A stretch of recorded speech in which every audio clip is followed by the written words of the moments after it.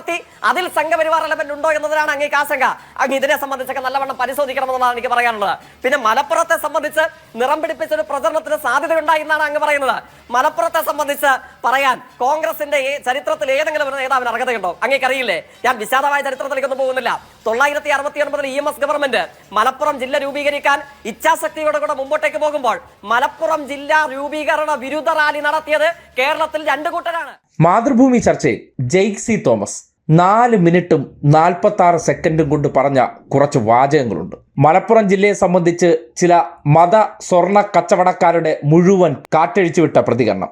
ജില്ലയുടെ രൂപീകരണം തൊട്ട് ഇന്നുവരെ സാധുക്കളായ ഒരു മതവിഭാഗത്തിൽപ്പെട്ട മനുഷ്യരെ പറ്റിച്ചും അവരുടെ സംരക്ഷകർ ചമഞ്ഞ് അവരെ വിറ്റ് ജീവിക്കുന്ന വിഭാഗക്കാരെ അടപടലം വലിച്ച് വെളിയിലിട്ട പ്രതികരണം. തൊട്ടു മുമ്പ് സ്വാഭാവികമായി ചർച്ചയിൽ UDF-ന്റെ 2 പാർട്ടിയിലെ 2 പ്രധാനപ്പെട്ട വക്താക്കൾ ഈ ചർച്ചയിൽ പങ്കെടുക്കുന്നുണ്ട്.